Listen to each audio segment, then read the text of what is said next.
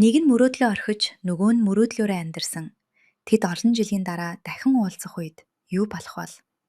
Сайн байцгаана уу? Өнөөдрийн бичлэгээрээ бид инээд хөөр, харуусал, хайр дурлалыг нэгэн дор багтааж чадсан Dream to You цувралын эхний хэсгийг тавчдан хүрэхэд бэлэн боллоо. Бичлэгээ дуустал нь хамтдаа үзээрэй. Киноны эхлэл хэсэгт бид гол дүрүүд болох Сүбийн, Жуи хоёртой танилцах бөгөөд тэд ангидаа сууж байх юм. Жуи цаг руу байн байн харж хичээл тармагцал тэндээс хар хурдаараа гүйж оддог. Удалгүй тэрээр найзуудтайгаа нийлж сургуулийн тайзан дээр бичлэг хийн хөгжилтөнө. Энэ үед Сүбийн дөхөж ирээд түүнийг камертаа буулгаж эхлэхэд Жуи "Бичлэг хийхээ бойл" гэх боловч Сүбийн "Чи хөөрхөн гарч байна" хэмээн хариулдаг. Ингээд тэд бие биедээ сайн болдог байна. Үйл явдал одоо үе рүү шилжих бөгөөд Жуи одоо сэтгүүлч болсон байх бол Сүбийн харин олон улсын кино наадмаас шилдэг бүтээлийн шагнал хүртэж буй алдартай найруулагч болжээ. Тэрээр тайзан дээр гарч англиар талархлын үг хэлснийхээ дараа Солонгосоор коллежид байхад нь түүнд мөрөөдөл бэлгэсэн нэгэнд энэхүү шагналаа зориулж байгаагаа онцгойлон дурддаг. Сүбийн хоёрч шагналд хүртэж бүгдийг баярлуулах бөгөөд хэвлэлийн хурлын үеэр сэтгүүлчдийн асуултанд баяртайгаар хариулах үед хүмүүс түүнийг сууд найруулагч хэмээн дурцгаана. Харин дараагийн хэсэгт бид Жуйгийн амьдралыг харах бөгөөд тэрээр сүүлийн 8 жилийн турш сэтгүүлчийн салбарт бор зүрхээрээ зүтэж яваа нэг юм. Одоо хийж буй нэвтрүүлгийнхээ үеэр шаварт зоогдсон дунд түүж байгаад хүлэн нүхэнд гацаж улмаар шаварт унснаар өөрийнхөө бүтэлгүй амьдралыг гайхан галзуу мэт инээж гардаг. Үүний дараа тэрээр гэртээ ирэх бөгөөд ээж нь түүн рүү залхаж байрны эзэн түрээсээ нэмсэн тухай дуулгана. Жуи "Ингээд байвал та дэлгүүрээ заах хэрэгтэй болно доо. Гэхдээ санаа зовлтгүй. Би мөнгийг нь зохицуулна" гэж хэлээд утсаа тасалдаг. Тэрээр өдрийн заваарсан хувцас угааж хатаагаад байж байтал зурагтаар гарч буй Сүбийн олж хараад "Энэ Сүби мөн үү" хэмээн өөртөө ч итгэхгүй гайхна. Сүбийн хэвлэлийнхэнтэй ярилцахдаа анхны хайрынхаа талаар дурдж түүнийг Солонгост байгаа талаар хэлэх бөгөөд хэвлэлийнхэн "Магадгүй тэр таныг үзэж байгаа байх. Түүнд хандаж үг хэлэх үү" гэхэд Сүбийн хэлсэн үгэндээ хүрч түүнтэй уулзахаар очиж байгаагаа мэдэгддэг. Жуи түүнийг ийм том найруулагч болсонд цочирдан сошиал медиагаас хайж эхлэгч юу ч олдоггүй. Удалгүй түүний тайзны нэрийг Яан гэдгийг санах бөгөөд хайж үзтэл олон тооны бичлэгүүд гарч ирдэг. Тэрээр хэвлэлийнхэнтэй ярилцаж буй бичлэгийг нь үзэж байгаад "Англиар юугаа солиороод байгаа юм бэ? Би юу ч ойлгохгүй байна. Бас яах гэж энд ирж байгаа юм? Хэрвээ ирхэл юм бол би түүнийг өшөглөөд хөөндөө" хэмээн үгэлдэг. Дараагийн хэсэгт Сүбийн Солонгос руу нисэж буй онгоцонд харагдах бөгөөд өөрийнхөө тухай гарч буй мэдээг үзэж байдаг. Түүнийг нисэх онгоцны буудалд буух үед найз нь залгаж тосож авах талаар хэлэгч тэрээр татгалзан такси бариад хөдөлгдөг. Таксинд тэрээр Жүүгийн шавартаа нэвтрүүлгийг үзэх бөгөөд жолооч үүнийг анзаарч "Би ч бас энэ охины шүтэн бишрэгч нь байгаа юм. Тэр үнэхээр гоё нэвтрүүлэг хийдэг шүү" хэмээн хуучлана. Жолооч түүнээс энд анх удаа ирж байгаа эсхийг асуухад Сүбийн Солонгост удаан хугацааны дараа эргэж ирж байгаагаа бүх зүйл өөрчлөгдсөнийг хэлэх бөгөөд Жүүгийн бичлэгийг үзэнгээ инээмсэглсээр л явдаг. Энэ үед телевизийн студид Жуи болон продюсер Кан нар шинэ төслийн талаар ширүүхэн маргалдаж байх бөгөөд Кан шинэ сэтгүүлч ажилд авах тухай ярих нь Жүүгийн уурыг улам барж түүний арга мэх энд бүтэхгүй гэдгийг сануулна. Яг энэ үед дарга нь Сүбинтэй хамт орж ирдэг. Менежер Каныг хаана байгааг асуухад ажилтнууд нь тэр хоёрын маргалдаж буй өрөөг зааж өгөх бөгөөд бүгд тийш харахад Сүбийн Жуиг харангуудаа инээмсэглэж эхэлнэ. Сүбинг тэнд байхыг харсан Жуи маш их цочирдан ширээн доогоор нуугддаг. Кан түүнийг "Галзуурч хаяа" хэмээн загнаж дээш татаж гаргаад өөрөө өрөөнөөс гараад явчихна. Бүгд гарсны дараа Жуи сая нэг тайвшрах боловч гинэт Сүбийн ширээн доогоор орж ирэн түүнтэй мэндэлж орхидог. Түүнийг гинэт хараад цочсон Жуи толгоогоороо ширээн мөргөж орхино. Үүний дараа үйл явдал өнгөрсөн рүү буюу сургуулийн үе рүү шилжих бөгөөд Жуи камераараа бичлэг хийж байдаг. Тэрээр дөхөж ярьж буй машин руу камераа чиглүүлэх бөгөөд түүнээс бууж буй Сүбинг хараад "Царайлаг юм аа" хэмээн дуу алдана. Сүбинч мөн холоос түүнтэй мэдлэх үед Жуи түүн рүү өнгийж харагдаж байгаад цонх мөрөгчдөг. Дараагийн хэсэгт сургуулийн бүх сурагчид өглөөний жагсаал цугларсан байх бөгөөд багшийн урт нушуу ярианаас болж бүгд халуун наранд шарагдаж байдаг. Энэ үед Жүүгийн бие муудаж ухаан алдан унахад Сүбийн үүнийг хармагцаа түүнийг үүрэн имлэхийн өрөөрөө гүйдэг. Имлэхийн өрөөнд цувлэгчийг гарсны дараа Жүүи гинэт босож суугаад түүнийг явсан эсхийг асуух бөгөөд тэрээр зүгээр л баашилж байсан нь энэ байж таарна. Жүүи түүнээс хэн болохыг нь асуухад Сүбийн өнөөдөр л энэ сургуульд шилжиж ирсэн гэдгээ хэлдэг. Жүүи өмнө нь түүнтэй таарснаа санан ичингүүрч өөрөөс нь болж өглөөний жагсаар цуцлагдсан хэмээн ярих бөгөөд эс бөгөөс бүгд халуун наранд шарагдах байсан гээд Сүбинтэй салах ёс гүйцэтгэдэг. Сүбин инээмсэглсээр түүнийг даган алхдаг. Дараагийн хэсэгт тэд тоглоомын талбайд хамтдаа сууж байх бөгөөд Жүүи түүнээс мөрөөдлийг нь асууна. Сүбиний гэр бүлийнхэн бүгд эмч тул өөрөө ч бас эмч болно гэдгээ хэлээд Жүүгийн мөрөөдлийг зөрүүлж асуудаг. Жүүи түүнийг ямар ээлдэг ярьдаг болохыг магтаад кино найруулагч болох нь түүний хамгийн том мөрөөдөл хэмээн хуучилдаг. Үүний дараа Сүбийн аавынхаа эмнэлэг дээр байхдаа Жүүийг хаашаач юм явж байхыг олж хараад дагаж гардаг. Жүүи эмнэлгийн дээвэр дээр нар жаргахыг бичгээр камера тохируулж байх бөгөөд нар жаргах болоогүй байсан тул тэндээ хүлээд суухдаа унтаад өгдөг. Сүбийн түүнийг хайсаар дээвэр дээр гарч ирэх ба унтаж буйг нь хараад өөрийн ирэхгүй инээмсэглэдэг. Өдөр дуусаж байхад ч Жүүи унтсаар л байх бөгөөд Сүбийн түүнийг сэрээхгүй хичээн чимээгүйхэн хүлээж суудаг. Удалгүй шүн болж Сүбийн ч бас тэндээ зүүрмөлж орхино. Эцэст нь Жүүи сэрэх бөгөөд урдаас нь ширтэж буй Сүбийг хараад ихэд цочдог. Сүбийн энэ имлэг аавынх нь болохыг мөн энд ажилдаа ирснээ тайлбарладаг. Жүүи цаг хараад харуул ирэх төгснийг сануулan яаран хөдлөхөд Сүбийн ч хамт даган гардаг. Тэд нуугдж зогтох бөгөөд Сүбийн яагаад ингэж байгааг нь огт ойлгодоггүй. Жүүи түүнийг чимээгүйхэн дагуулж яваад харуулыг хармагцаа хүтлэн хар хурдаараа гүйж оддог. Тэр хоёр гүүх зураа тасралтгүй инээлдэх бөгөөд энэ үед Жүүигийн үсний боолд унчихдаг. Тэд гүүхээ болж зогссон ч Жүүи Сүбиний гарыг тавилгүй. Өнөөдрөөс эхлээд тэд албан ёсны хамтрагчид болсныг зарладаг. Сүбийн өөрийнхөө гар руу нэг хараад байхан балмагцсан янзтай Жүүиг ширцээр ойлголоо гэж сулхан дуугардаг. Маргааш нь Сүбийн ээжтэйгээ сургууль руугаа явж байхдаа замдаа Жүүиг олж хараад шууд буучгадаг. Жүүи нэгэн настай эмэгтэй бичлэг хийж байх ба нэг л зүйл дутаад байна да гэж үгэлэхэд Сүбийн сүүдэр хэмээн тусалдаг. Ингээд тэрээр ямар нэг аргаар тэнд сүүдэр тусгаж өгдөг. Гэтэл яг тэр үед ойролцоо унтаж байсан согтуу ир хүн унтуулахгүй яагаад шуугаад байгаа юм хэмээн тэдэн рүү хашгиран дайрдаг. Энэхүү үмээний үеэр Жүүгийн камер унах шахдаг бөгөөд Сүбийн түүнийг аврах гэж байгаад хаглаад орхидог. Цагдаа нар ирмэгц өнөөх согтуу ир зүхтаа чоно. Дараа нь Жүүи Сүбиний шарханд эм түрхэж өгөх ба Сүбийн камер хагасандаа уучлалтгүй нь камер дээр лент нааж өгөөд өнөөдрөөс эхлэн түүн шиг байх болно гэдгээ амладаг. Жүүи маш их тайхан түүн рүү харахад Сүбийн нэг их зүйл дутуу байгаагаар хэлдэг. Жүүи тэр нь юу юм гэж асуухад Сүбийн инээмсэглэн мөрөөдөл түүнийг гэрэлтүүлдэг тэр зүйл гэж хариулна. Сүбийн бол Жүүигийн анхны хайр бөгөөд түүнд шинэ үсний боолт билээлэхэд Жүүи шууд л үсээ боодог. Тэр хоёр хамтдаа кино хийхээр төлөвлөн тэдний нөхөрлөл улам бэхждэг. Үүгээр ч зогсохгүй олон сайхан дурсамжуудыг бид харагч энэ бүхэн Жүүигийн хувьд одоо аз жаргал бус хараал мэд санагдах болжээ. Үйл явдал эргээд одоо үе рүү шилжих бөгөөд Жүүи Сүбийн шатны уруу дагуулж очиод яах гэж энд ирснийг нь шалгаадаг. Энэ мэдээж тохиолдол биш байх тиймээс жүжиглэхэ боль гэхэд Сүбийн зөвхөн түүнийг харахаар ирснээ мөн маш их санснаа хүлээдэг. Жүүи түүнтэй холбоотой зөвхөн муу дурсамжуудад үлдсэн гэдгээ хэлж байтал гинт хүн орж ирэхээр хаалга түлхдэг. Сүбийн хаалгыг дааж туслагч Жүүи түүнийг хол бай гэж цааргална. Нөгөө хүн явсны дараа Сүбийн түүнээс найз залуутай эсхийг асуух ба Жүүи өөрийгөө нөхөртэй бүр хүүхэдтэй гэж худал хийдэг. Гэтэл Сүбийн тэгвэл найз залуугүй юм байна хэмээн өөдөөс нь хэвнэг хариулна. Жүүи уурандаа хаалга руу толгоогоос автал Сүбийн аль хэдийнэ гараа тавьж хамгаалсан байдаг. Сүбийн түүнийг хөвгөлтэй хിവэрэ байна гэд хамт өдрийн хоол идэхийг санал болгодог. Харин Жүүи тэр хөөрхөн анхны хайрын яриа бүхнийг шийдэн гэж бодоо юу хэмээн түүнийг үзен ядаж байгаагаа илэрхийлнэ. Сүбийн түүнийг найруулагч болно гэж амласан талаар сануулхад Жүүи түүнийг явсан тэр өдөр л энэ амлалт үгүй болсон гэд дахиж битгий уулзаарай хэмээн орхиод явдаг. Гэхдээ Сүбийн түүнийг зогсоогоод өнөөдөр хангалттай их тархины эсээ үрлээ. Одоо явж амардаа гин. Жүүи түүнийг галзуу амтан гэж дуудаад түлхэн моддог.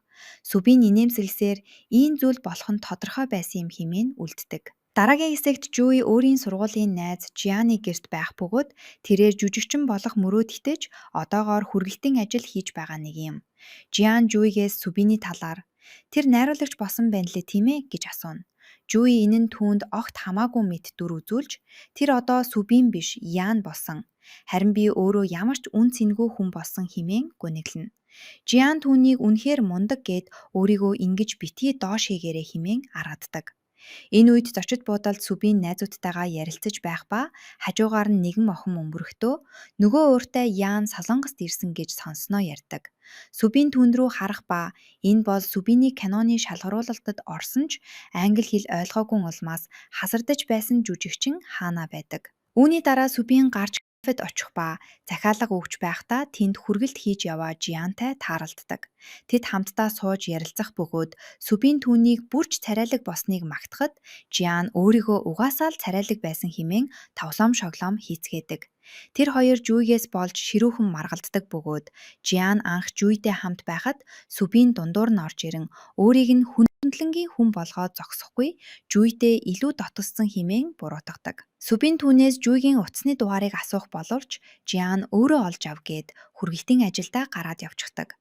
Яг энэ үед Жуи түүн рүү залгаж хуучин видео хуурцгуудаа хуучин эд зүйлс зардаг апаар зарах гэж байгаагаа хэлхийг Сүбийн санамсаргүйгээр сонсож орхино.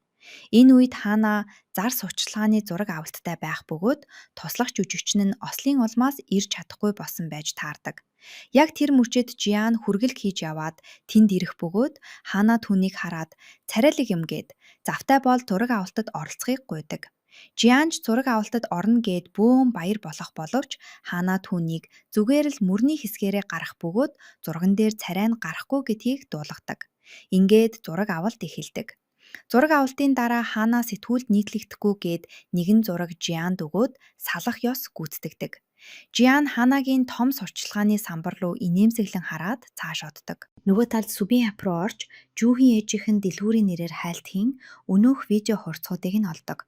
Жуй гэртээ тэдгээр хурцгуудыг гаргаж ирж байх бөгөөд Сүбийн түүн рүү худалдан авагчийн дүрээр мессеж бичиж хурцгуудыг биечлэн уулзаж авах хүсэлтэй байгаагаа хэлдэг. Жуйч зөвшөөрч маргааш нь хурцгуудаа зархаар гардаг. Гэтэл өөдөөс нь Сүбийн гараад ирэхэд тэрээр юу хийж явааг нь гайхан нуугдахыг оролдох бөгөөд танигдахгүй тулд үс түсээ балаж байгаад хажуугаар нь зүрхийг хичээдэг. Гэвч Сүбийн түүнийг хэрэглэгчийн нэрээр нь дуудаж зогсоодог. Дараагийн хэсэгт тэд хоолны газар хамтдаа суух бөгөөд Жуй түүнд хурдаа зарахгүй гэж гүрийхэд Сүбийн үнийг нь 10 дахин өсгөж санал болгодог. Үүнийг сонссон Жуй ихэд цочирдон өөрийг нь ингэж битгий сорь хэмээн уурлана. Сүбийн түүнээс яагаад этээрийг зарах гэж байгааг нь асуухад Жуй "Ямар хамаатай юм бэ? Этээр нь одоо зүгээр л хууржин хог болсон" гэж хариулдаг. Харин Сүбийн "Би тэгж бодохгүй байна. Би чиний салах ёс хийж бичсэн захидлыг чинь уншсан" гэдэг. Үүний дараа тэрээр Жуйг эдгээр хуурцгуудаа зарахтаа видео хуурцаг түүнд ямар их үн цэнтэй байсан болон өөр олон чухал зүйлсийн талаар маш урт сэтгэл хөдлөм тайлбар бичсэн байсныг дурсдаг. Үх ярдал буцаж одоо үедээ ирэхэд Жуй Сүбинаас яагаад эдгээрийг худалдаж авах гээд байгааг нь шалгаана. Сүбийн тэдгээрийг хамтдаа сууж үзэх дурсамж болгон цуглуулж байна хэмээн хариулахад Жуй түүнд "Одоо ямар ч сонирхол алга. Зүгээр л мөнгөө өгөөд яв" хэмээн уурладаг. Сүбийн түүнд хамтдаа хийхийг хүсэж буй. Гэхдээ хараахан төгсгөлгүй байгаа нэгэн киноны зохиолыг өгдөг. Энэхүү хайрын түүхийг анх Сүбийн Жуй хоёр хамтран бичиж байсан бөгөөд Жуй түүн рүү кофе асгаж орхиод "Одоо энэ төгсгөлдөө боллоо" гэж хэлээд араад явчихдаг. Үүнийг харсан Сүбийн маш их гуниглан үлддэг. Энэ үед гадаа бороо орж эхлэх бөгөөд Сүбийн шүхэр барин түүний араас очдог. Жуй өнгөрснөө дурсан. "Би чиний гэрийн гадаа бороонд 15 өдөр хүлээж суусан ч чи хизээж гарч ирээгүй. Чи яагаад надтай ингэж харьцсан юм бэ? Одоо харин энэ бүхний дараа юу ч болоогүй юм шиг эргээд хүрээд ирдэг нь ямар учиртай юм" хэмээн гомдлон асуухад Сүбийн юу ч дуугардаггүй. Жуй "Чи миний анхны хайр байх ёстой байтал миний хамгийн том харуусал болж хувирсан" гэж хэлээд тэндээс яваад өгдөг. Үүний дараа үйл явдал өнгөрсөн рүү шилжих бөгөөд Сүбийн Жуй хоёр сургуулийн хүүхдүүдтэй хамтран зомбитэй киноны зураг авалт хийж байдаг. Энэ үеэр Жуи Сүбинд зураг авах арга барил нь шал өөр амьсгалтай байдаг тул бичлэг хийхийг даалгана. Сүбин ч түүний хийснээр хийх боловч зураг авах зураа Жуиг тасралтгүй ширтэж дотроо "Би чиний талаар бүгдийг мэдмээр байна. Чи ямар ертөнцид амьдарч түүн дотроо юуг олж харж юунд дуртай болохыг чинь мэдхийг хүсэж байна" хэмээн боддог. Гэтэл сургуулийн харуул ирж тэднийг барьж авдаг. Дараагийн хэсэгт багш хүүхдүүдийг игнүүлж зогсоогоод яагаад хичээлээ хийхгүй тэнд кино хийж байсныг нь асуун шийтгдэг. Жуи өөрийгөө энэ ажилдаа маш сайн бас кино найруулагч болохыг хүсдэг гэдгээ хэлэх боловч багш нь түүний сонсохын оронд толгоороо цохиж орхидог. Сургууль тарсны дараа ч Жуи захаар явж бичлэг хийсээр байх бөгөөд Сүбин хүмүүст тусалж ээжтэй амттан худалдаж авч байгааг хараад өөрийн ирэхгүй инээмсэглэдэг. Тэдний харилцааг харсан Жуи "Чи үнэхээр сайн хүү юм аа. Ээж бид хоёрын донд ийм зүйл огт байдаггүй" хэмээн ярьдаг. Дараагийн хэсэгт Жуи түүнийг ээжийнхээ хоолны газар руу дагуулж ирээд өөрийнхөө нууц подвалын өрөөрөөгөө нууцаар оруулдаг. Подвалд Жуи бүх зүйлээ бэлдэж тохижуулсан байх бөгөөд хоёулаа хамтдаа сууж хийсэн зомбитэй киногоо үздэг. Сүбин Жуид хандан "Би эмч болмооргүй байна. Би ч бас чам шиг кино найруулагч болмоор байна" гэдгийг хэлэхэд Жуи "Энэ салбар чиний бодож байгаа шиг тийм амар биш шүү" хэмээн тайлбарладаг. Гэхдээ Сүбин үүнд ямар ч асуудалгүй гэдгээ хэлдэг. Тэр урд нь кинонд нэг их шимтдэггүй байсан ч яг одоо Жуигээс л болоод дурлаж ихэлснээ нуусангүй. Тэрээр Жуигийн ертөнцийг маш дулаахан бас хөвгчлөлтэй байдаг гэж магтах бөгөөд Жуи үүнийг сонсоод юу ч хэлж чадалгүй таг атсчихдаг.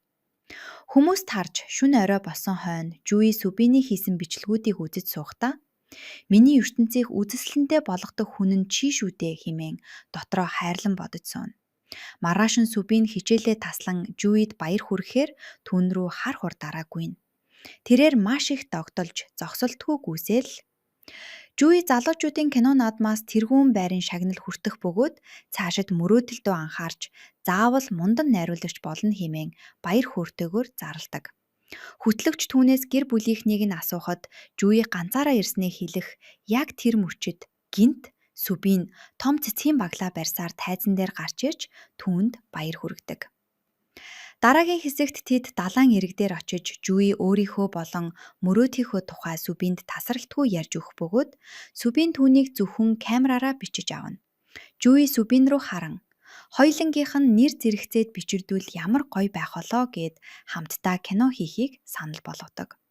Жуигийн ийм жаргалтай байгааг харсан Сүбин шууд л зөвшөөрж түүнийг өргөн тэгж авснаар хоёулаа усан дотор хөвгчлөлтөнд тоглодог. Оройн гэртээ харах зандаа Сүбин аав нь жолоочоо зодож байхтай таардаг. Тэр зоргоо чангалан дотогш ороход аав нь цүнхийг нь барьчихсан зогсож байх бөгөөд Сүбин цүнхээ авах гэтэл аав нь "Хинч байсан миний гэрт алдаа гаргахыг хизээж төвчгүй" гэж хатуухан сануулдаг. Нөгөө талд Жуи гэртээ иртэл ээж нь түүний бүх видео хуурцгийг "Үнэгүй аав" гэсэн бичгтэйгээр гадаа гаргаад тавьчихсан байхыг олж харна.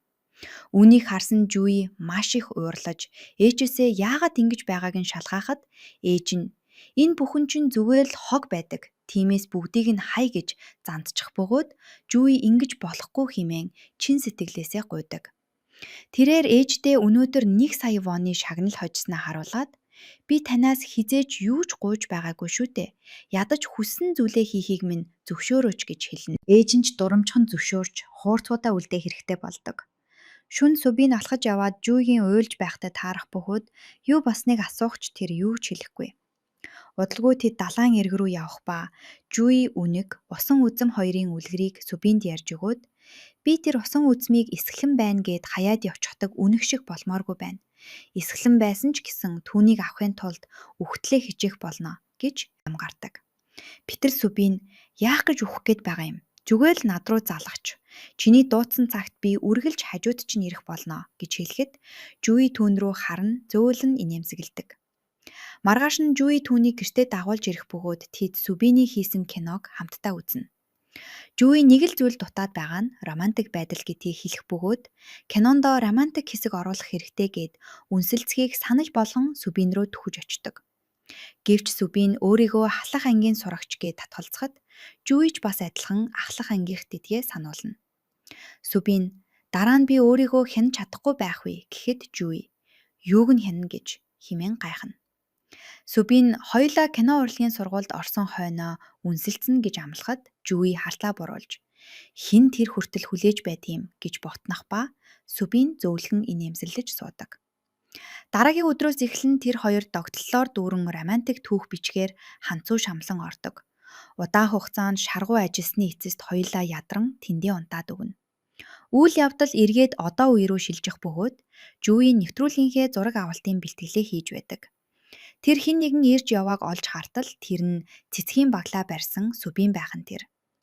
Сүбийн бусад хүмүүсийг огт тоолгүй шууд л Жуи рүү чиллэн алхаж очоод би Иан байна гэж хэлээд цэцгээ өгдөг.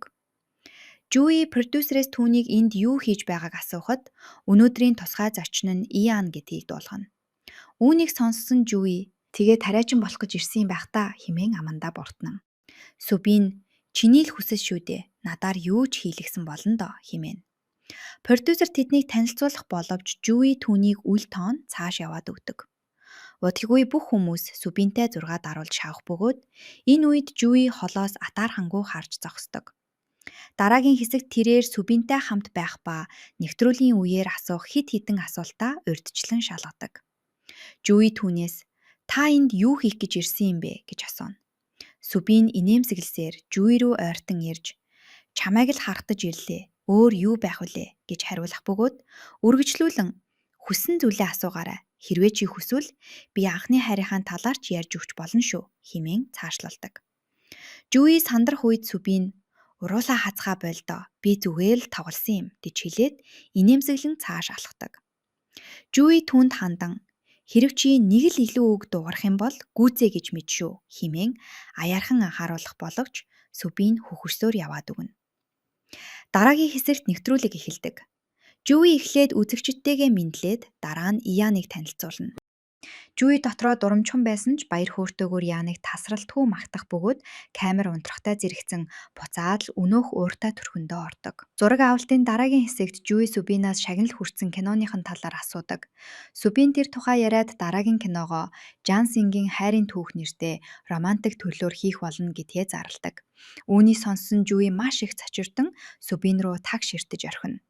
Энэ үед бид Жианыг жүжиглэх ур чадвараа давтаж байгааг харах бөгөөд тэрээр өөрийнхөө танилцуулгыг барина хид хідэн entertainment агентлагуудаар явж харагдана. Тэрээр мөн өөрийг нь урдаас таних нэгэн найруулагч дээр очдог. Жиан өмнө нь тэр компанид ажиллаж байсан хэдий ч гүйцэтгэх захирал нь бүх хүмүүсийг луурдсанаар компанид дампуурч тэр цагаас хойш Жиан амьдрахын тулд зүдэрч яваа нь энэ юм. Найруулагч Сану Жианд хандан чи одоо залуу хүн биш шүү дээ. Цагаа гарц та боль. Чи чинь одоо бараг 30 хүлээ гэж хэлээд цааш явчихдаг. Харин энэ бүхнийг Хаана дээд давхраас харж зогсно. Хаана дараа нь хоол идэхээр орж ирэх бөгөөд энд бид түүний ээж хатагтай хижин болон тэдэнтэй нэрдэх Сану нартай танилцдаг. Хаана хоол идэхийг хүсэгч ээж нь түүнийг тар олно. Өмнө нь ч бас даашинз нь багтахгүй байсан гэд болиулчдаг. Хаана даашинзаа солио гэж санал болгогч ээж нь эрс татгалздаг. Мөн Хаана ээжээсээ хэсэг хугацаанд амралт авахыг гуйх боловч ээж нь зөвхөн карьертаа л анхаар. Чи энэ бүхнийг миний л ачаар олж авч байгаа шүү хэмээн шууд л няцаадаг. Үүнийг сонссон Хаана урам нь хугаран гарч явна. Дараагийн хэсэгт Хаана бэлтгэлээ базаан хэвлийн хуралд ирэх бөгөөд тэнд хамтран тоглож буй жүжигчинтэйгээ үл ялэг муудагцна. Дараа нь машины зогсоол дээр өнөөх Сон хэмээх жүжигчин залуу менежер рүүгээ хашгичиж Хаанаг өөрийгөө хэн гэж бодов. Ээжхүүгээрээ тэр юу ч биш. Зүгээр л нэг жаахан охин хэмээн муулдаг. Гэвч Хаана энэ бүхнийг сонсож орхих бөгөөд ээж рүүгээ залгаад Сонгийн талаар ховлож гардаг. Үүнээс айсан Сон Хаана руу гүйж ирэгч энэ нь жинхэнэ дуудлага биш байсныг Хаана харуулдаг. Тэр зүгээр л тавгасан нь Сонгийн уурыг усан барж түүнийг цохохоор далаах боловч юу ч хийж чаддаггүй. Дараагийн хэсэгт нэвтрүүлгийн зураг авалт үргэлжлэх бөгөөд Сүбин Жуигийн урд нь өөрт нь ярьж өгч байсан үнэг усан үзэм хоёрын үлгэрийг эргэн дурсаж үнэг бөөж өгөх ёсгүй байсан юм хэмээн ярьдаг. Харин Жуи үнэг шат ашиглаж байгаад бэртэж осон бэрхшээлтэй нүүр тулсан хэдий ч усан үзмийг авах гэсэн оролдлогоосоо огтхон ч бөөж өгөөгүй юм гэж зөрүүдлэн хариулдаг. Сүбийн найзынхаа тусламжтайгаар бүх зүйл боломжтой гэж хэлэхэд Жуи өнгөрснөө дурсан инээмсэглэж "Тэр надаас нэг удаа урвсан шүү дээ. Би яагаад дахиж итгээд өөрийгөө шархлуулах ёстой" гэж хэмээнэ. Сүбийн үүнийг сонсоод "Би хизээ тэгсэн юм" гэж гайхан асуух үед Жуи микрофон асаалттай байгааг сануулan түүнийг дуугүй болгодог. Энэ үед продюсер Кан тэднийг анзаарч Жуигээс яагаад Сүбиний захаас зуураад байгааг нь лавсна. Жуи сандрахтаа Сүбиний цамсны давчийг тастаж орхиод "Салхинд хийсэд унах гэж байсан юм аа. Би зүгээр л унахаас нь сэргийлж барьж байлаа" хэмээн мэлцдэг. Канч "Ойлголоо" гэд дараа нь хадаж өгөхийг даалгаад цааш оддог. Дараагийн хэсэгт Жуи өнөөх давчийг нь хадаж өгч байх бөгөөд Сүбийн түүнийг тасралтгүй ширтэж сууна. Энэ үед Жуи өөрийнхөө кино зохиолыг 30 саяар зармаар байгаагаа хэлдэг бөгөөд Сүбийн "Би тэр түүхийг чамтай л хамт бүтээмээр байна. Чи байхгүй бол энэ ямар ч хэрэггүй" гэхэд Жуи "Тэгвэл зүгээр л шатаачих" гэд явхаар зэгтэг.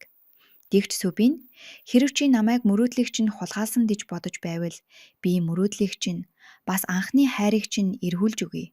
Үүний тулд би юу хийх хэрэгтэйгээ л хэлчих" хэмээн түүнийг үнсгээр түгтэг. Гэхдээ Жуи үүнийг огтхон ч хүсэхгүй байсан тул нүүр рүү нь цэцгээр цохиж аваад уртаагаар орхиод явчихдаг. Үйл явдал өнгөрсөн рүү шилжихэд Жуи Сүбиний гэрийн гадаа өдөр шөнөгүй түүнийг хүлээж суусан тэрхүү гунигт өдрүүдийг бид харах болно. Гадаа хүйтэн бас бороо орж байсан ч Жуи тэндээ суусаар л байлаа. Эцэст нь тэр бууж өгөөд явах гэж байтал Сүбийн гэрээсээ гарч ирдэг. Жуи түүнийг хармагцаа гүйж очоод чанга тэрвэрж авдаг. Учир нь Сүбийн ч гэсэн сургууль руугаа яваагүй байсан юм. Жуи түнд "Маргааш кино урлагийн сургуулийн шалгалттай шүү дээ" гэж сануулхад Сүбийн "Чи л яв да. Би эмч болохын тулд Америк явах хэрэгтэй болсон" хэмээн хариулдаг. Жуи "Бидний зохиол гүйцэд дуусаагүй байхад чи ингэж бууж өгч болохгүй шүү дээ. Чи надад амласан биз дээ" гэд цөрхрөн уйлж гардаг. Гэвч тэр удалгүй өөрийгөө тайвшруулан Сүбинд зохиолоо өгөөд "Би чамайг хүлээж байх болно" гэж хэлээд цааш алхдаг. Хөөрхий Сүбийн борон дунд кино зохиолоо барьсаар ганцаар хоцорно. Дараагийн хэсэгт Жуи автобусанд суугаад явах гэж байхдаа Сүбинг хүлээсээр байх боловч тэр ирсэнгүй. Сүбинг Америк руу явчихж гэж бодсон Жуи яран автобуснаас бууна. Тэрээр Сүбинтэй уулзахаар хар хурдаараа гүйж байгаад үсний болтоо унгаачих бөгөөд түүнийгээ авах гэж байгаад харамсалтайгаар автомашины осолд орчихдог. Түүнийг эмнэлэгт хүргэх ба Жуи комод орсон тул гэр бүлийнх нь маш их шаналж байдаг. Урт хугацааны дараа Жуи арайхийн ухаан ордог. Тэр гэр бүлийнхнээ хараад яагаад ийм гашуудлын хувцас өмсснийг нь гайхан асууж өөрийгөө амьд байхад яагаад ингэж байгааг нь лавсна. Гэтэл ээж нь охиноо ийм байдалтай байхыг харсан аав нь тэсэлгүй өөд болсон гих аимшигт мэдээг дуулгадаг. Энэхүү мэдээнд Жуи маш их цочирддаг хэдий ч хожим нь шаргуу нүхэн сэргээх эмчилгээ хийлгэсний үр дүнд дахин алхаж чаддаг болсон байдаг. Үйл явдал эргээд одоо үедээ ирэхэд Жуи гэртээ ирээд энэ бүх өнгөрсөн дурсамжаа санаж битүүхэн уйлдаг. Энэ үед Жуигийн ээж дүү хоёр зурагтаар гарч буй нэвтрүүлгийг үзэх ба дүү нь Сүбинд шууд л таньдаг. Хаанач мөн адил өнөөх нэвтрүүлгийг үзэх бөгөөд харин ээж нь Сүбийн зурагтаар хараад нэг л тааламжгүй байгаа нь анзаарагдана. Харин энэ үед Жуи Жиантай зоогийн газарт уулзаж байх ба Сүбийн өөрт нь юу гэж хийснийг ярьж өгдөг. Жиан түүнийг үүний хүлээн зөвшөөрөх хэрэгтэй гэд Сүбийн чиний мөрөөдлийг буцааж өгөх гэж байна шүү дээ хэмээн ятгах боловч Жуи үүнийг хүсэхгүй байгаагаа хэлнэ. Телевизийн студид бүгд интернетэд шуугиан тариад буй Сүбийн Жуи хоёрын нэвтрүүлгийг үзэж байдаг. Тэнд Сара Жуи хоёр уг нэвтрүүлэг ахлах сургуулийн сурагчдын дунд ч мөн хит болж байгаа талаар ярилцсан. Сара "Тэр чиний анхны хайр байхаа. Тэр одоо ч чамд хайртай юм уу" гэж шалгаахад Жуи түүнийг галзуурчхаж гэж хэлээд дуугүй байхыг сануулan ажилдаа гардаг. Дараагийн хэсэгт продюсер Жуиг дуудаж уулзна. Тэрээр "Чи Яныг таньдаг үсттэй. Өчигдөр зураг авалтын дараа та хоёрыг хамт байхыг харсан" гэхэд Жуи "Бид зүгээр л нэг сургуульд байсан юм. Өөр юу ч байхгүй" хэмээн мэлцдэг. Гэвч продюсер түүнээс Яныг дахин нэвтрүүлэгтээ оролцуулахыг шаарддаг. Хэрэв энэ дугаар амжилттай болвол тэд өөрсдийн гэсэн шинэ нэвтрүүлэгтэй болно гэдгийг дуулгаад ямар ч үнээр хамаагүй Яныг авчир. Тэгэхгүй бол ажилдаа эргэж ирэх хэрэггүй гэж хатуухан сануулдаг. Иймд Жуи дурамчхан байсан ч цэцгийн баглаа барин Сүбиний гэрлүү явхаас өөр аргагүй болдог. Тэр хаалхан дээр нь ирээд буцаад явах гэж эргэлзсэн ч өөрийгөө хүчлэн байж дотогш орно. Гэвч түүнийг яг орох үед Сүбийн санамсаргүйгээр түүн рүү ус цацаж орхидог бөгөөд үүгээр киноны эхний хэсэг өндөрлөдөг. 3 дугаар анги эхлэхэд Жуи Сүбиний гэрт арчсан үйл явдлаар эхэлнэ. Тэрээр шалт нарсан байсан тул Сүбийн дотогш орж түүнд өмсөх хувцас авчирч өгдөг. Жуиг хувцас сольж байх хооронд Сүбийн сүүлийн үед нэг хүн өөрийг нь дагаад байгааг анзаарсан учраас түүнийг ингээд ирнэ гэдгийг аль хэдийн мэдэж байсан гэдгээ хэлдэг. Харин түүнийг дагаад байсан нууцлаг хүн нь Жуигийн өөрийнх нь гуйлдаар мөрдөж явсан төрсөн дүүн байж таарна. Жуи хувцас сольж гарч ирээд түүнд баглаатай цэцэг сар байж "Чамтай гарснаас болоод манай нэвтрүүлэг хүмүүсийн анхаарлыг татаж эхэлсэн.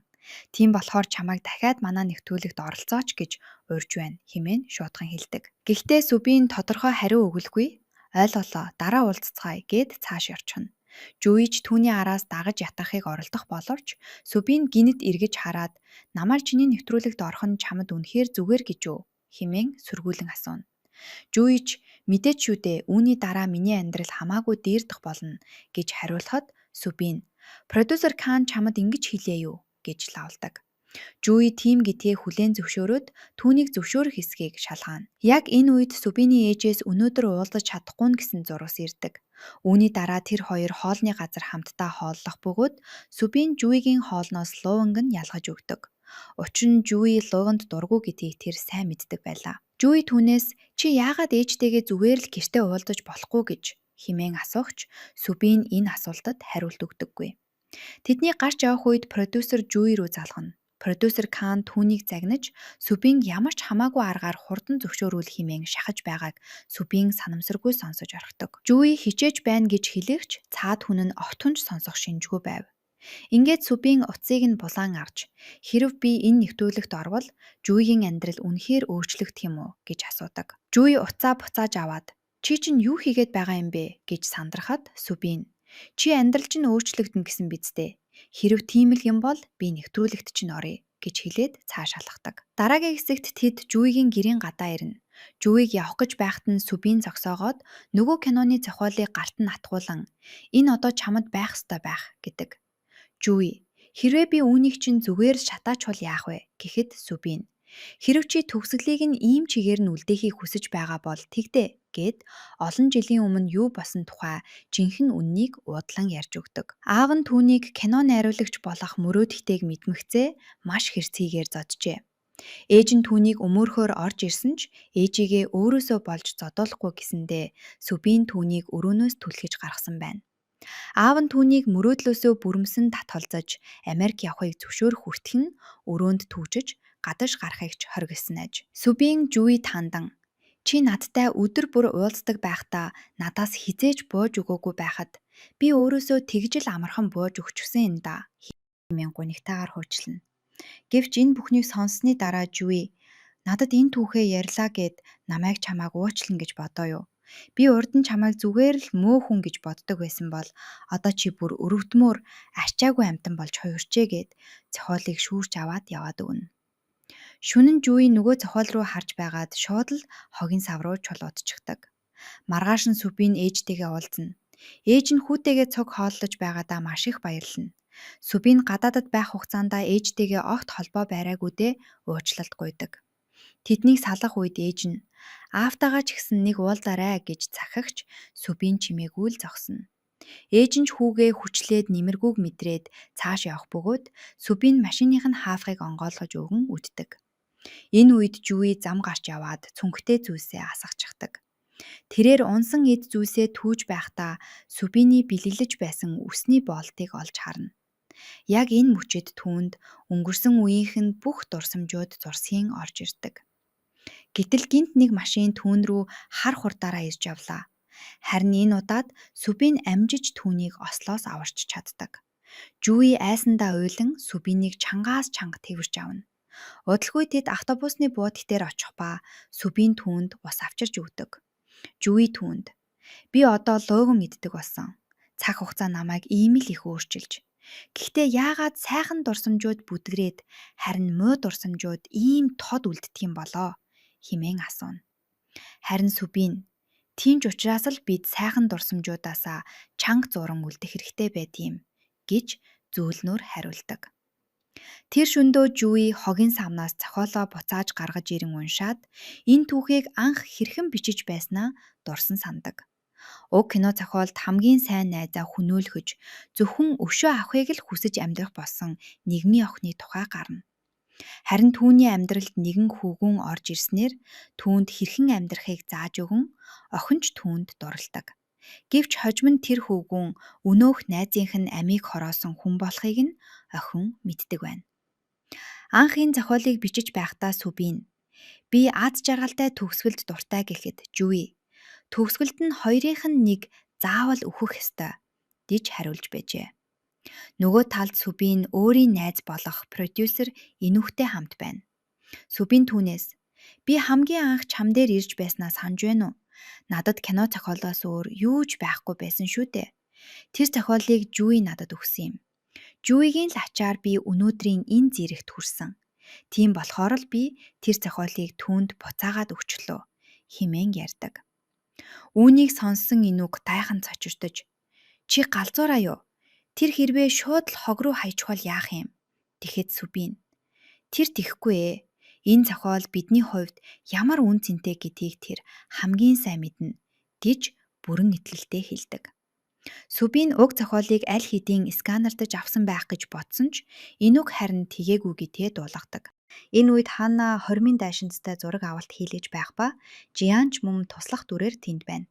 Зураг авалтын дараа Жиан гарч ирэхэд Ханна түүний мотоцикл дээр суугаад кимбаб идэж байх нь тэр. Тиймээс Жиан ч бас хажууд нь очиж суудаг. Ханна түүнд хоосноосоо өгөхөөр сарвайж над руу ингэж хараад яах вэ? Чи ч гэсэн ид эдэг. Жиан ихэндээ татгалзахч Ханна шалсаар байгаад идүүлж дүмнэ. Хэсэг хугацааны дараа тэрээр уг нь энэ мотоцикл минийх байгаа юм гэдгээ хэлэхэд Ханна тэгвэл намайг суулгаад нэг саллуулж өгөөч хэмээн буйдаг. Жианч зөвшөөрч түүнд хамгаалтын малгай өмсгөж өгөөд хөдөлгдөг.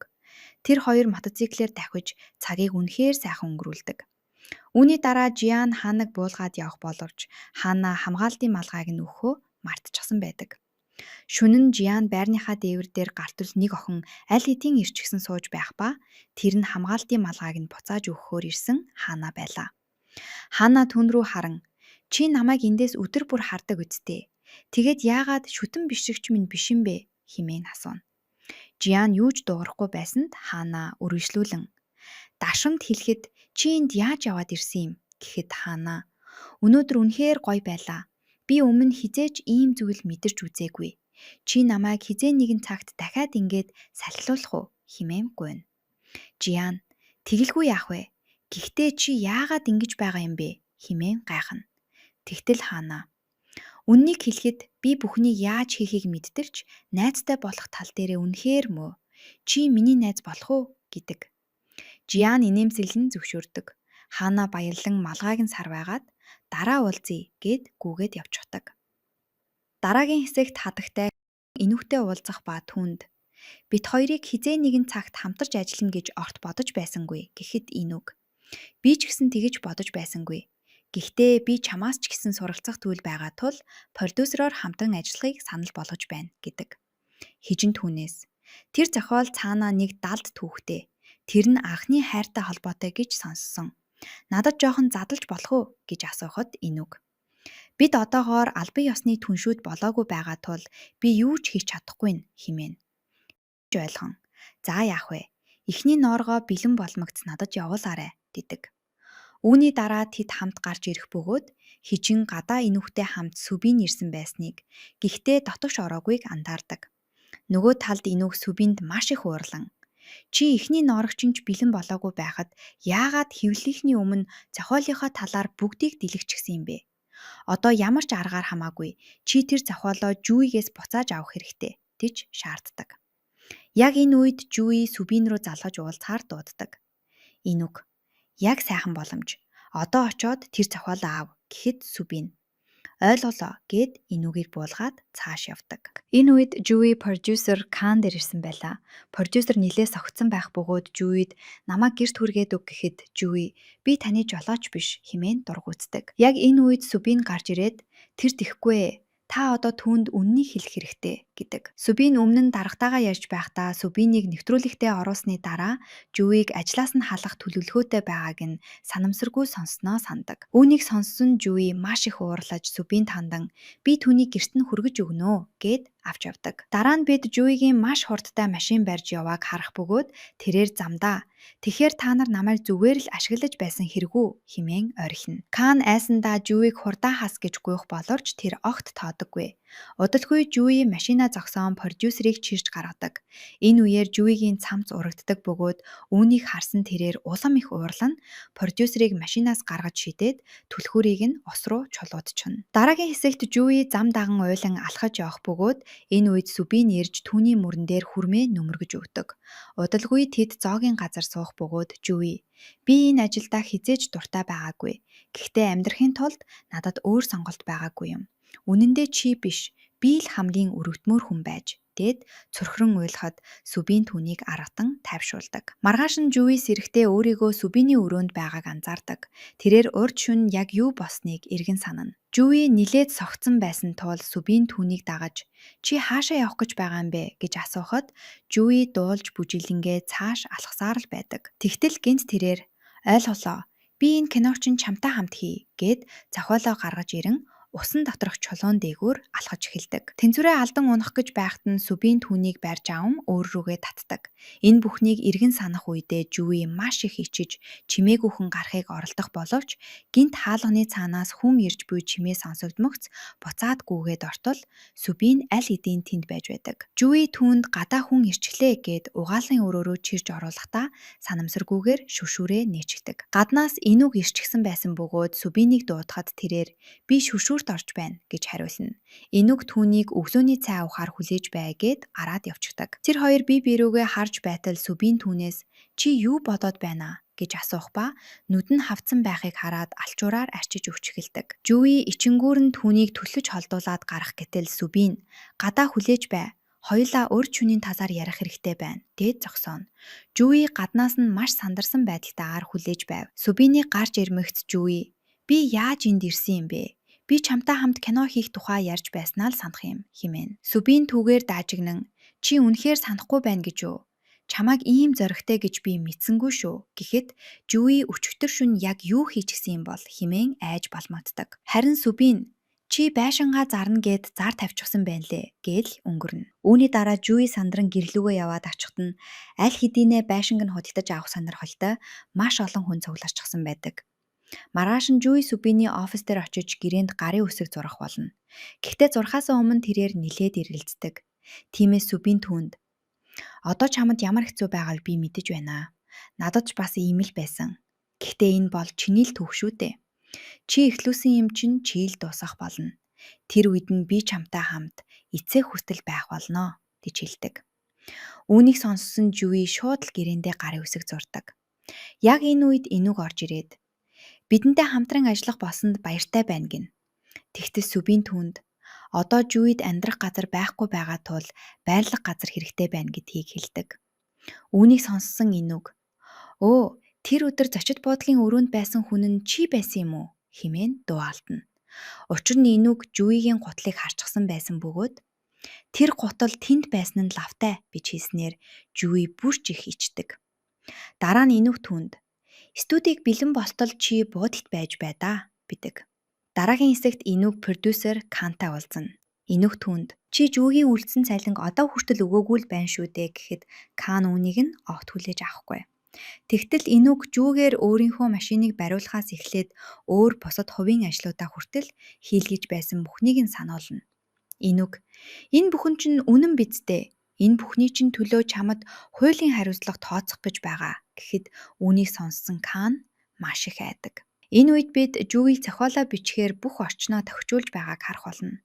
Тэрээр маш их урам зоригтойгоор ажиллаа эхлүүлэгч цаг гарам өнгөрсний дараа ч ямар ч шин санаа орж ирэхгүй атна.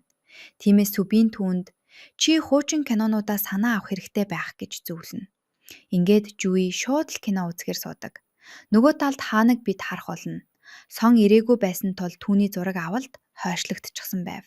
Сон ирэх боловч тэр нилээд хоцорсноор барахгүй бүр зураг авалтандаа ч бэлдээгүй байв.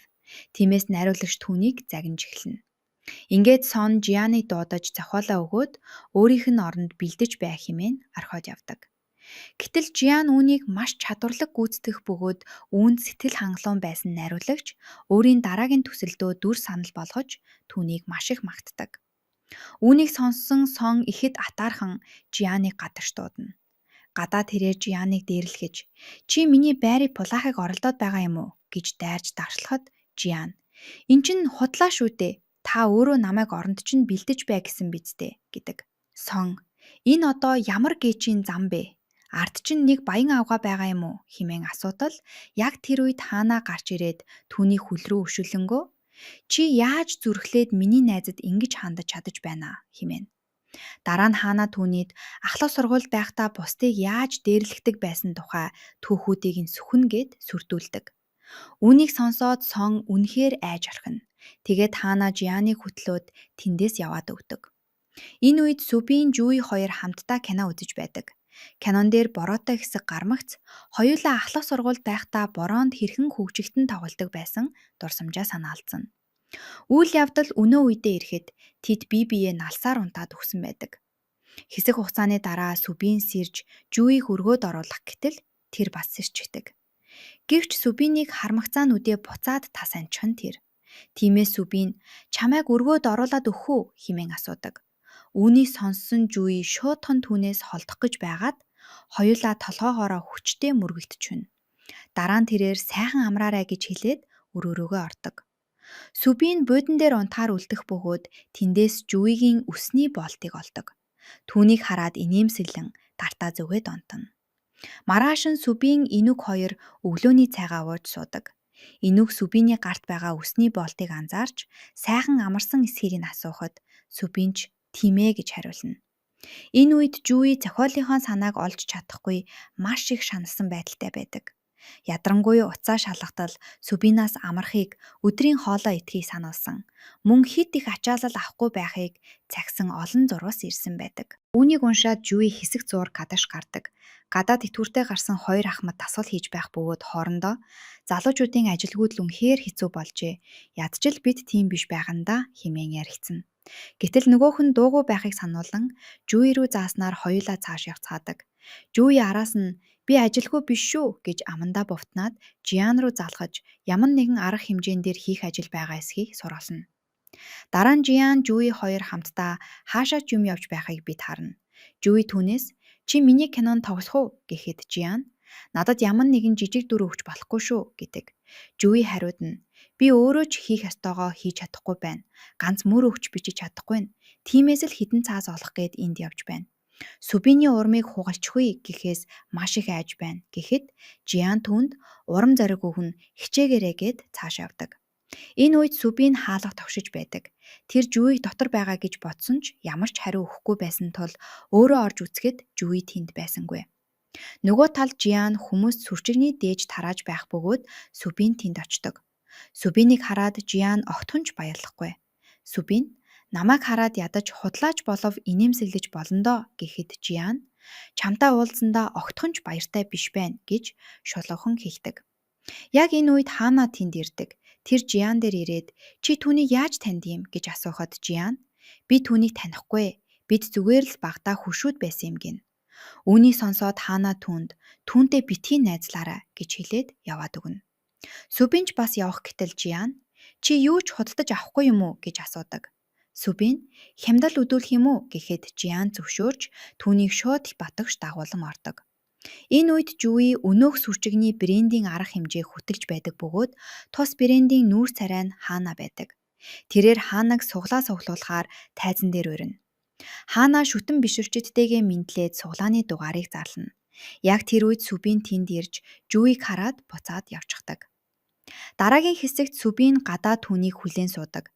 Жуи гадаа гарч ирмэгцээ Сүбинийг сууж байхыг олж хараад маск зүүн өөрийгөө нуухыг оролддог. Гэвч Сүбийн түүнийг анзаарч дөхөж очиход Жуи зүхтах гэж байгаад тэглэн унчихна. Үүнийг харсан Сүбин инээдээ барьж дийсэнгүй. Удалгүй Жуи Сүбинтэй нүүр тулдаг. Сүбин түүнд нэг тортой зүйл өгөх гэтэл Жуи огт танихгүй хүн шиг дүрэсгэн "Та намайг таньдаг билүү?" гин. Сүбин "Тийм ээ, бас чамайг яагаад энд ирснийг чинь ч мэднэ" гэд цааш явхаар зэгтэг. Жуи маска тайлж түүн рүү шидээд "Чи надад уурлахгүй байгаа юм уу?" гэж асуудаг.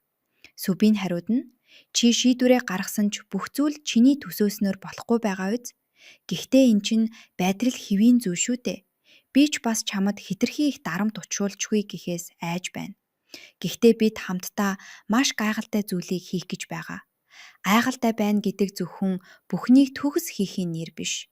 Энэ бол хамтдаа байхыг хэлдэг юм. Маргааш студи руу ирэхээс өмнө надтай хамт эцийг нь хүртэл ажиллаж чадах хэсгээ сайн бодоорой гэж хэлээд яваад өгнө. Маргааш нь Сүбин машиндаа Жуиг хүлээж байдаг. Гэвч удаан хүлээсэн ч тэр ирсэнгүй.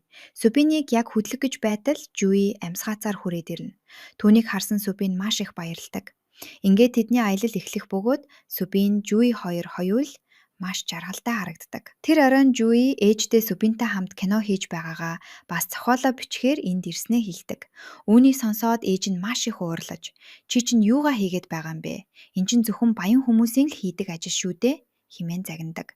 Гэвч Жуи Сүбиний аав нь ч гэсэн энэ ажлыг нь эсэргүүцдэг байсан ч тэр хийсээр л байгаа биз дээ гэж сүргүүлдэг бөгөөд ээж нь түүнийг ардаа түшиг тулгууртай хүн хэмээн үл тоодог. Жуигийн уур нь хурж "Хэрэв би ч гэсэн та нарыг тоолгүй зөвхөн мөрөөдлөө л хөөсөн бол өнөөдөр миний амьдрал шал өөр байх байсан юм" гэж хэлж орхидог. Жуи үнэндээ ингэж хэлхийг хүсээгүй боловч түүний үг ээжийнхэн сэтгэлийг маш ихээр эмзэглүүлдэг байна. Маргааш нь Жуигийн ээж түүний өрөөнд орж ирэхэд тэр аль хэдийнэ явчихсан байдаг. Тэнд зөвхөн маш их хэмжээний барьцааны мөнгө байршуулсан хадгаламжийн дэвтэр л үлдсэн байх бөгөөд үүнийг харсан ээж нь бүрмсэн цочирддог. Дараагийн хэсэгт Сүбин сэрэхдээ Жуиг тэнд байхыг хараад ихэд цочдог.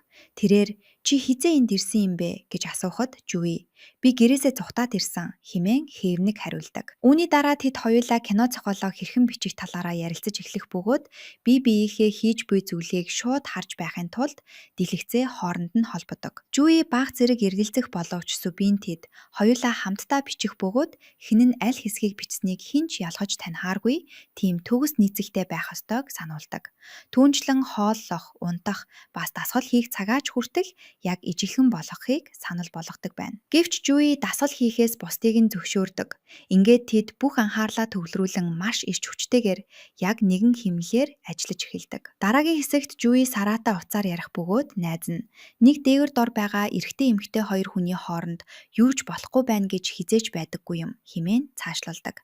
Жуи харин "Үгүй би хизээж тийм зүйл болохыг зөвшөөрөхгүй" хэмээдэг. Найз нь түүгээр маш их тоглоом шоглоом хийдэг. Утас тасарсны дараа Инүүг Сара хоёр цахилгаан шат хүлээж байхыг бид харах болно. Тэд хоёул цахилгаан шатанд суух боловч дараагийн давхарт онгойх үед маш олон хүн орж ирснээр Сара, Инүүг хоёр өөрийн ирэхгүй маш ойрхон зогсоход хүрдэг. Үүнээс болоод Сарагийн уруулын будаг Инүүгийн цамцан дээр наалдчихдаг. Цахилгаан шатнаас гарсны дараа Сара Инүүгийн цамцан дээр дугаараа бичиж үлдээгээд "Би цамцыг чинь хэн цэвэрлэхийн өвчнөө" гэж хэлдэг.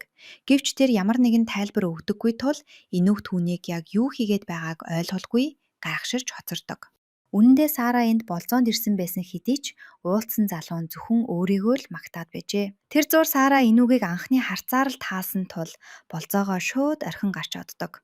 Удалгүй Сара Инүүгийг олж очоод "Надтай болзоонд явах уу?" гэж зоригтойгоор асуух бөгөөд яг энэ үед Инүүгийн утас дуугарч тэрээр "За хонгор минь" хэмээн хариулахыг сонссон Сара шууд л уучлалт гуйгаад тэндээс холдон явдаг. Гэвч үнэндээ тэр дуудлага нь Сүбинаас ирсэн байна. Дараагийн хэсэгт Жуи ажилдаа бүрэн төвлөрсөн байхыг харах бөгөөд гинт нэгэн хэсэг дээр очоод гацчихдаг.